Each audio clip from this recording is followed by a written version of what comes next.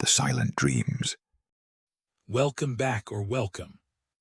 Take a breath in slow, full, unhurried. And let it go. You are not required to be anywhere tonight. You are not needed, not expected, not late for anything. The world outside this moment is quiet and still and very far away. Take another breath. Feel the weight of your body, the heaviness of your limbs, the way the bed holds you, the warmth that settles over you like something earned. You have carried yourself through this day. You have done enough. And now, gently, gradually, you are setting all of it down. Breathe in and out. There's a place I want to take you tonight. A place where the last of the summer is still present in the stone walls and the garden earth, where the lamp in the window makes a warm amber circle that reaches no further than the room requires, and where a woman who has lived a long and full life sits quietly in the knowledge of it. We are going to Thornfield. September arrives in the valley without drama. It does not announce itself. It does not make the declaration of October with its sudden color, its frank acknowledgement of the changing season. September is more subtle than that. It makes its adjustments quietly, in the peripheral vision, in the quality of the late afternoon light, in the slight shortening of the evenings that you notice one day without being able to say when it began. The fields are still green, but a different green, a tired green, a green that has given most of what it had to give and is beginning the long process of becoming something else. The hedgerows are heavy with berries, hawthorn and elderberry, and the dog rose with its hips gone red. The hedgerow berries are always the clearest signal. When the berries are heavy, the summer is truly past, whatever the air might say about the matter. The air tonight says, nearly past. One more warm evening perhaps or two, and then the turn will be undeniable. The lane into the village holds the day's warmth in its stone. The walls on either side have been in sun since morning, and have accumulated that warmth the way stone does, slowly and thoroughly, and are now releasing it into the cooling air of the evening with the same slowness and thoroughness. To walk beside them is to walk beside a gentle heat, a stored summer. The village is settling into its evening. The smithy is cold and quiet. The post office has closed. The school at the far end of the lane shows no light. Thomas Hadley has walked up the lane to the Beaumont farm this evening to speak with Agnes's father about the question of her continuing schooling past the usual age, a thing he has been meaning to do for 2 months. He will return after dark, his boots loud on the frozen, no, on the still summer lane. Not frozen yet, not for weeks. The dispensary shows its amber light, as always Edmund Harlow, regular as the tide. And at the westernmost end of the lane, where the last cottage sits closest to the slope of the hill and furthest from the center of the village, another light, amber, steady, in the lower window to the left of the door. Francis Dowell's lamp. It is, as it has been for 31 years, the last light on the lane to go dark. It is not the largest cottage in Wychford, nor the smallest. It is the oldest of the occupied dwellings built, according to a date carved into the lintel that Frances has traced with her finger many thousands of times, in 1703, when the valley was a different kind of place, before the enclosures, before the manor house was extended, before the school was built or the lane properly paved. The stone of it is the same gray limestone as everything else in the village, but older seeming, more settled into itself, the mortar between the stones worn to a concave line, the corners of the window openings rounded by nearly 2 centuries of weather. Robert bought it when they married, in 1856. Or rather, Robert's father helped him buy it, which Robert considered a distinction of some importance, and which Francis had always considered irrelevant to the central fact, which was that it was theirs and they were in it. They were in it together for 25 years. She has been in it alone for 6. She does not find it too large, which surprises people who ask. It is small enough that she knows all of it, knows every particular creak of the floorboards, every idiosyncrasy of the range, every place where the plaster has hairline cracks that expand in cold weather and contract in warm. She has lived in this building for 31 years, and it has lived in her in equal measure. They are, by now, well acquainted. The front garden is hers in the particular way that a garden is a person's, not by legal instrument but by attention. She has been attentive to it for 31 years. She has grown roses along the east wall and lavender along the path and sweet william in the border, and in the years since Robert died, a new bed of herbs along the west side that she started partly for use and partly for the occupation of starting something. The herb bed has done well. Edmund Harlow has commented on the quality of her lavender, which she considers among the more meaningful compliments she has received in recent years. The front gate stands open as always. She leaves it open in summer, closes it in winter, a system of no particular logic that she has maintained for as long as she can remember. She will close it next month. Tonight it stands open on the September air. The routine has been the routine for 6 years, adjusted from the routine that preceded it with the minimal changes that a life requires when it contracts from 2 to 1. The range is lit by 5 o'clock in the evening from October to April, and banked but not lit in the warmer months, tonight being the edge of the season, a small fire enough for the kettle. The kettle goes on when she comes in from the garden, and the tea is made when the kettle has done its work, and the tea is taken to the chair by the window, and the chair by the window is where the evening properly begins. She came in from the garden at 7:30. The garden required deadheading. The roses along the east wall have had a third flush this summer, unexpected and welcome, and the spent heads need clearing to encourage the remaining buds. She does this with the small scissors she keeps on the hook by the back door, moving along the wall in the long September light, the clippings falling into the trug at her feet, the smell of rose and warm stone and turned earth mixing in the still air. She does not rush this. She has learned not quickly, but thoroughly, that the way to live inside a small and quiet life is to give each of its parts the full weight of attention. To deadhead the roses as though the deadheading matters, which it does. To make the tea as though the making matters, which it does. To sit in the chair with the window behind her and the lamp lit and the cup in her hands as though this sitting matters. Which it does. More than she would have predicted at 30. More than she would have believed at 50. At 61, she knows it with the clarity of hard-won knowledge. The small things are not the lesser things. They are the architecture of a life. They are what the life is made of when you take away the drama and the loss and the change and the things that seemed at the time to be the main story. The main story, she has concluded, was always the ordinary evenings. She sits in the chair. She drinks her tea. The lamp beside her, an oil lamp, its chimney freshly cleaned, its wick trimmed that morning, puts its amber circle on the room. The circle reaches the far wall and no further. What is within it is warm and clear. What is beyond it is the familiar dark of the sitting room, which she does not need the lamp to navigate. She could find every object in this room with her eyes closed, and has done so on mornings when the lamp has not been trimmed and she has not wanted to wait. She does not close her eyes now. She sits with the tea in both hands and looks at the lamp's light on the opposite wall, and lets the evening begin. She has lived 61 Septembers.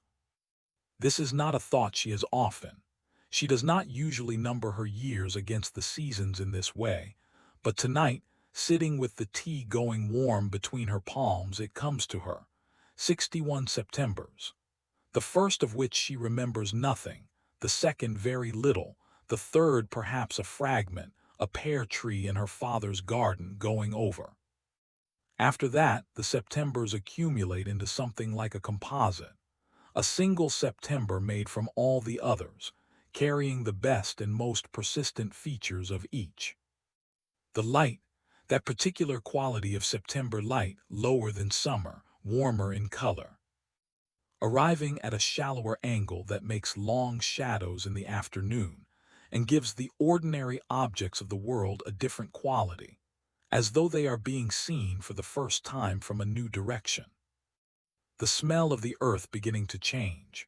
Not yet the full autumn smell of decay and cold and wet leaf, that is October's gift. September is more subtle, the summer smell reducing, the winter smell not yet present, a neutral quality in the air, and in between. The sound of the rooks going to their roost earlier. Each evening, a few minutes earlier than the evening before. She does not consciously track this, but she has noticed over 60 years that the rooks are the most reliable calendar in the valley, more reliable than the church clock, more reliable than her own sense of the date. She sets down the cup, reaches for the knitting. Before the knitting, the tin. It sits on the window ledge, a rectangular tin, perhaps 8 inches by 5, its lid decorated with a printed pattern of flowers that was once bright and is now faded to a pleasant approximation of itself. She does not know precisely how old the tin is. It was her mother's, and before that possibly her grandmother's, which would make it old indeed, old enough that the hinges are loose, and the lid must be lifted at a particular angle to open cleanly. She lifts it now. Inside, letters. Not all the letters she has ever received. That would require a much larger container, or several. But the letters she has kept, which is a different and more selective collection. She does not have a clear principle for what makes a letter keepable. She knows it when she reads it. There is a quality to a kept letter, something in it that is more than the information it conveys, something that makes it the kind of thing you want to have. There are perhaps 40 letters in the tin. The oldest is from her mother, dated March 1849. Frances would have been 23, newly married, living in this cottage for the first time. The letter is about practical things, a recipe for a particular kind of shortbread, a note about the aunt who was unwell, a question about whether the cottage was cold. But at the end her mother writes, "You sound in your last letter very happy. I am glad. I am very glad." And that sentence, those 3 sentences, that repetition, is the reason the letter is in the tin. The most recent is from her daughter Clara, written from London in June. Clara is 34, married to an engineer, living in a terrace house in Battersea. She writes every 3 weeks with a letter that is efficient and warm and full of her children's small dramas, and most of those letters Frances reads once and keeps in a separate bundle in the drawer. But the June letter has a passage that earned it the tin. "I've been thinking about Wychford lately, Mama," Clara wrote. "I think about the lane in the morning, the way the light comes over the east hill first and reaches the lane before it reaches the rooftops. I didn't know I remembered that until I caught myself thinking about it on the omnibus this morning, quite unexpectedly. I suppose we carry places inside us without knowing." Frances opens the tin now not to read any particular letter but to look at them, at the accumulated weight of them, the different papers and inks and handwritings, the folded edges, the places where the folds have worn thin with reopening. 40 letters, 40 instances of someone sitting down to write to her, which means 40 moments of being thought of, 40 deliberate acts of reaching across distance with words. She finds this, in the quiet of the September evening, a remarkable thing. She closes the tin, sets it back on the ledge, takes up the knitting. The knitting is a pair of socks for her son, James. James is 37, living in Derby with his wife Margaret and their 3 children, working in the offices of a textile company. He visits at Christmas and sometimes at Easter, and he writes less often than Clara but more practically. His letters are full of news about the children and the house and the work, solid information delivered in his father's handwriting, which is uncanny, and which Frances has never mentioned to him, because she is not sure how to mention it without it seeming like something other than what it is, which is simply true. The socks are gray wool, a good wool, bought from the traveling draper who comes through Wychford 4 times a year, and from whom she has bought her wool for 20 years. She is on the second sock now, the leg done, working the heel turn. The heel turn is the only part of sock knitting that still requires her full attention. The rest she can do in the dark, or in conversation, or while thinking about something else entirely. The heel turn she has to count. She counts now. The needles make their small domestic sound, a soft, rhythmic clicking, barely audible, less a sound than a texture in the air. She has been knitting since she was 8 years old. Her hands know this as they know few other things, completely, without needing to be told. She knits. Her mind, released from the requirement of full attention now that the heel turn is past, moves where it moves. It moves tonight in the direction it often moves in September, toward the harvest. Not her own harvest, she does not grow vegetables, only flowers and herbs, and those are not harvest things in the agricultural sense. But the valley's harvest, the farm's harvest, which she has been adjacent to all her life. The sound of it in childhood, the machines in the high fields, the voices of men. The smell of it, cut wheat, turned earth, the sweet sharp smell of the trough where the apples come down in September from the Beaumont orchard. Robert had helped with the harvest in the early years, before the milling work took all of his time. She remembers him coming home in the last light, smelling of sun and work, sitting heavily in this same chair, not the same chair, the chair before this one, the one that finally gave up 15 years ago, sitting heavily and not speaking for a while, and her not requiring him to, and the room being quiet and full of what the day had been. She misses him. This is not news. She has missed him for 6 years, and the missing has not diminished as people sometimes imply it will, but it has changed, become less sharp and more constant, less a wound and more a weather. The way arthritis is a weather, always present, varying in intensity, occasionally surprising you with a particular quality of ache, but fundamentally familiar. Known. Something you have made your accommodation with. She turns the second needle. She has made her accommodation. He left her the cottage, which was already half hers. He left her the garden, which was wholly his. He had been the gardener between them. She had been the flowers, a division that made a kind of sense while he was alive, and that she renegotiated in the years after, discovering that she was more capable with the practical parts of the garden than she had thought. He left her his pipe, which she keeps on the mantelpiece. Not for any sentimental display, she is not a woman for sentimental display, but because it belongs to the mantelpiece, which is to say it belongs to the room, which is to say it belongs to the life they made here, and removing it would be a kind of erasure she has no interest in. He left her, in the way that people leave things without intending to, the habit of noticing. Robert had been a noticer. He noticed the weather before it arrived, which had been useful when he worked at the mill and needed to plan the week. He noticed the small changes in the village, who was troubled, who was recovering, who needed a word said and who needed to be left alone. He was not a talkative man. He noticed quietly and acted on what he noticed with a directness that some people found surprising in someone so self-contained. She had found it, over 25 years, the most reliable quality in another person she had ever encountered. She notices now in his absence because she learned it from him, the way you learn any important thing, not by being taught but by being near it for a long time. She has noticed, this September, that the elder tree at the bottom of the garden is more heavily buried than usual.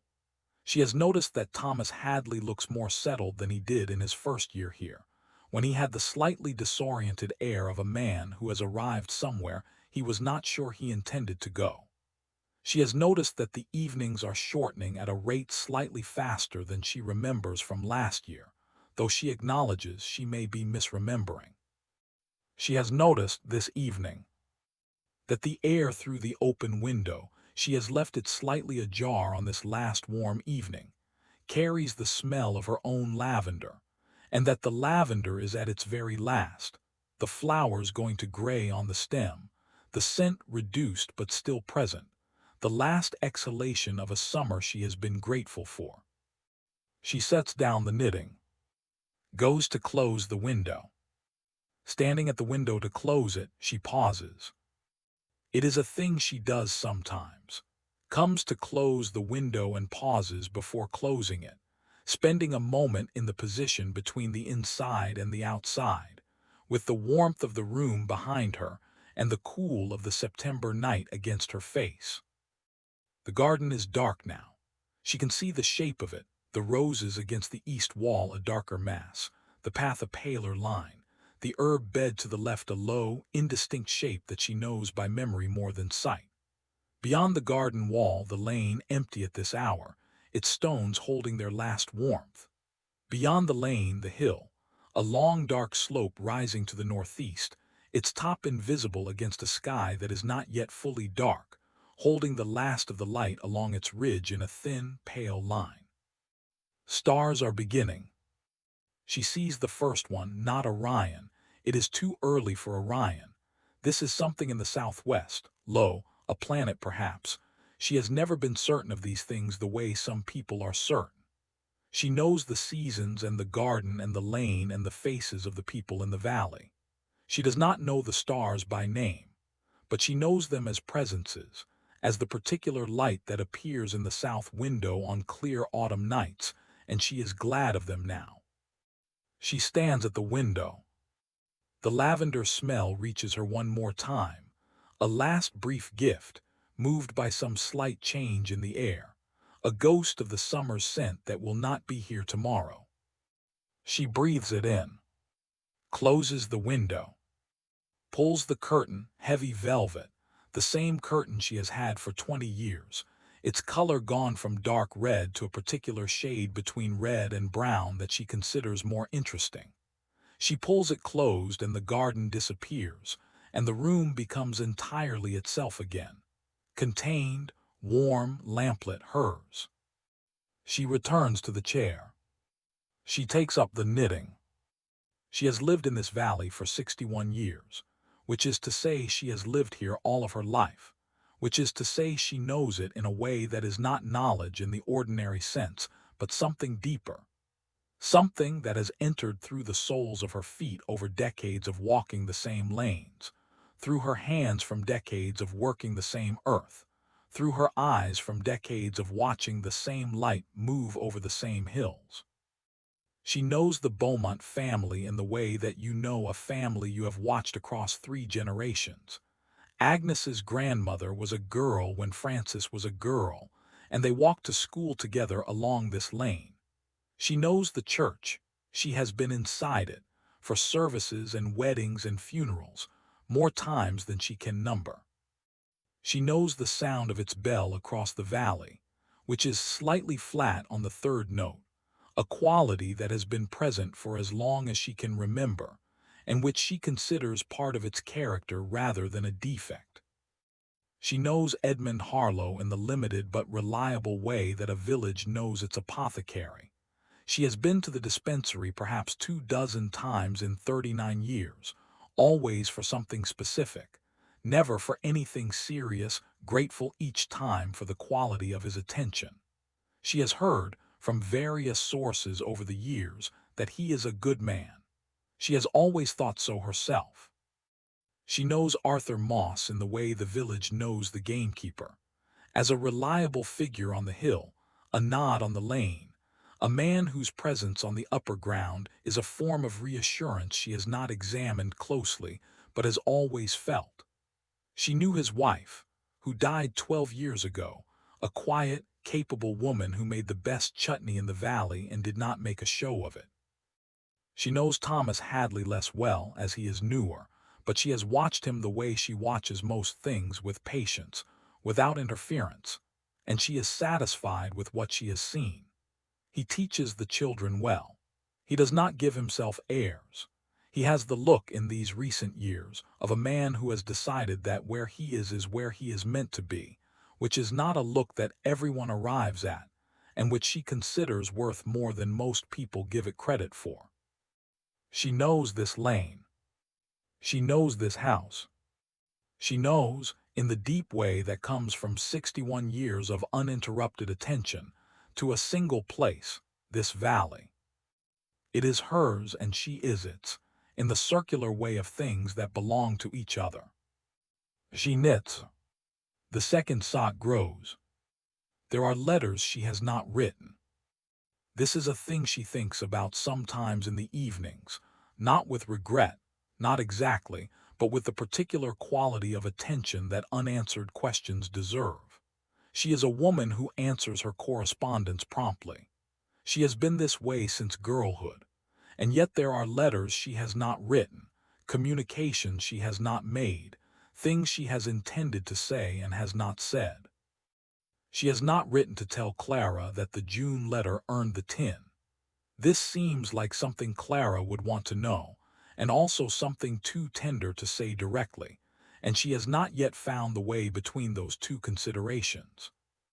She has not written to the woman in Ashbourne, a Mrs. Cartwright, who was at school with her for 3 years before her family moved, and whom she encountered at the market in Bakewell 2 summers ago, and who was warm and unchanged and pressed her hand and said they should write, and Francis agreed, and neither of them has written. She has not written. This is the oldest of the unwritten letters, and the one she thinks of least often but with the most weight when she does, to Robert's brother Thomas, who came to the funeral and was kind and whom she has not seen since, and to whom she ought perhaps to have written in the years after to say, "You were kind and I noticed and thank you." The brother is not dead, she would have heard. He is simply in Nottingham, living his life, and she is in Wychford living hers, and the letter has not been written. She does not think of herself as a person who leaves things undone, and yet she sets down the knitting, reaches for the small writing desk. She will write to Clara tonight. The writing desk is a lap desk, a sloping mahogany surface with a leather writing pad, a small compartment below the lid for paper and ink, and the pens she keeps ready there. Robert gave it to her on their 20th anniversary, understanding correctly that she would use it every day, which she has. She unstoppers the ink. She selects a sheet of the good cream paper she orders from the stationer in Bakewell. She writes the date, Tuesday, 6 September 1887. She writes the salutation, "My dear Clara." She sits for a moment with the pen in her hand. Then she writes, "Your last letter has been in my tin since the day it arrived, and I have been meaning to tell you this for 3 months and have not, so I am telling you now. The passage about the omnibus and the light over the East Hill, I have read it perhaps a dozen times. You are right that we carry places inside us. I have thought about this a good deal since your letter came. I think the carrying is not passive. I think we carry them the way we carry any important thing, with attention, with maintenance, with the occasional deliberate act of taking them out and looking at them. You are carrying Wychford well. The East Hill's light is exactly as you remember it." She pauses, dips the pen. "The garden has done very well this year. The roses had a 3rd flush, late but generous, and I have spent the last 2 evenings deadheading, which I find satisfying in a way I cannot fully explain. Something about the tidying of what is finished, so that what comes next can come. Your brother writes that he will bring the children at Christmas, which I am glad of. The cottage is small but not too small for a Christmas, which I have proven now 5 times running. I am well. I am, as you always ask, not lonely, or not in the way the word usually means. I have the garden and the lane and the kettle and this lamp, and I have 31 years of living in this cottage which have made it into something more than a house, and I have the tin on the windowsill, which has your letter in it. That is quite a lot. Your loving mother, F. Dowell. She blots the letter, reads it back. It is, she thinks, the truest letter she has written to Clara in some time. She is glad of that. She folds it, addresses the envelope in her steady, unhurried hand, sets it beside the tin to take to the post office in the morning. She does not go to bed immediately. She rarely does. The habit of sitting with the lamp for another hour after the evening's work is done, knitting, or reading, or simply sitting, has been with her since long before Robert died, and has become, since, one of the things she would not give up. The room at this hour is at its most itself. Not because it is different from what it is at other hours, but because she sees it most clearly now in the lamplight, with the evening's work completed, with no requirement to be or do anything further.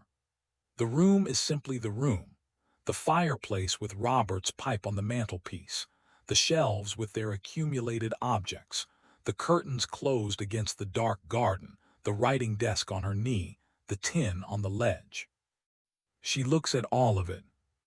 She has looked at all of it many thousands of times. The looking does not exhaust itself. She finds, if anything, that it deepens, that 31 years of looking at the same objects has given her a relationship with them that is not familiarity in the bored sense but familiarity in the intimate sense.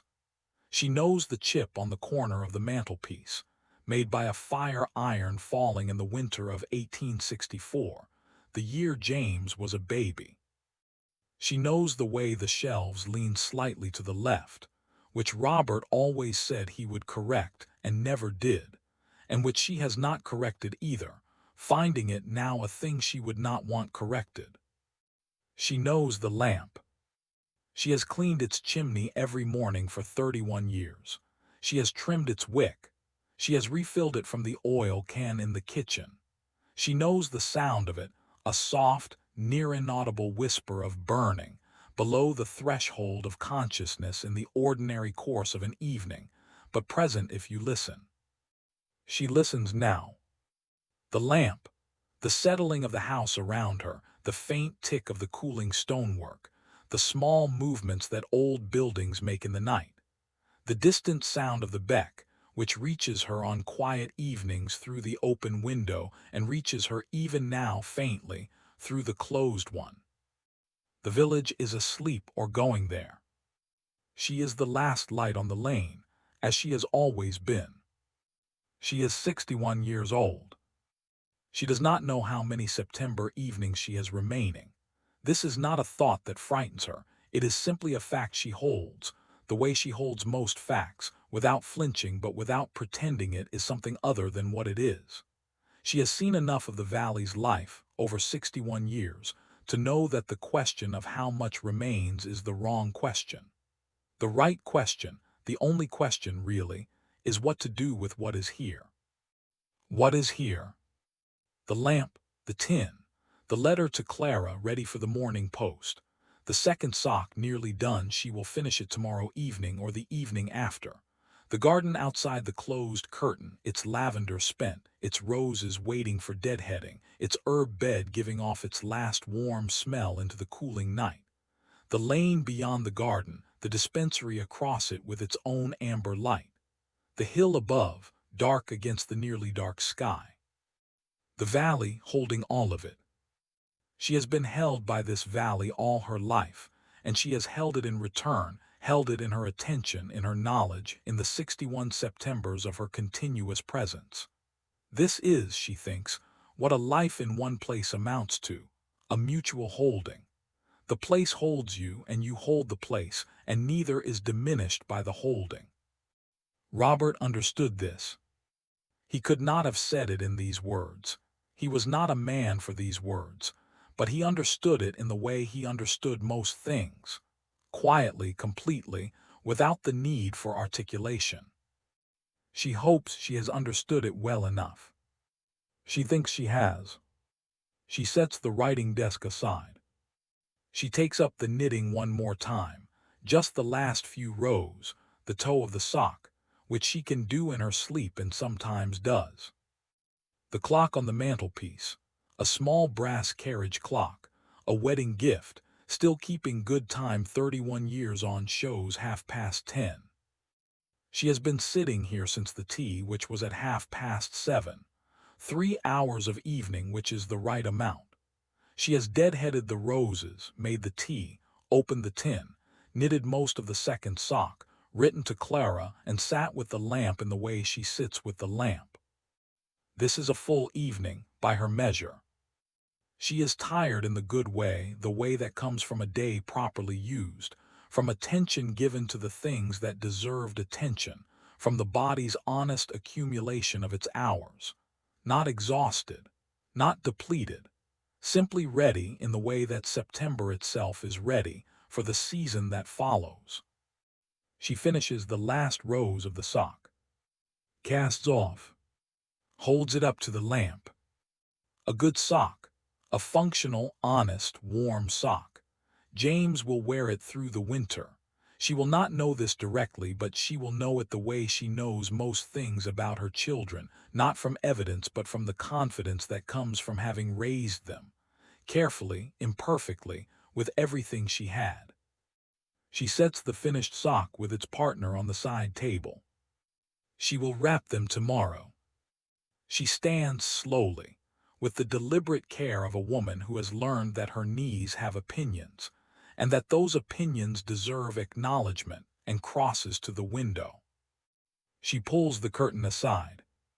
The lane is dark. The lamp post at the far end makes its small circle on the cobbles. Beyond it, the dispensary is dark. Edmund has closed up for the night, the amber window gone. The church is dark.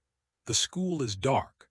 The whole lane is dark except for the lamplight coming from behind her, the light of her own room falling through the window she has uncovered onto the stones outside.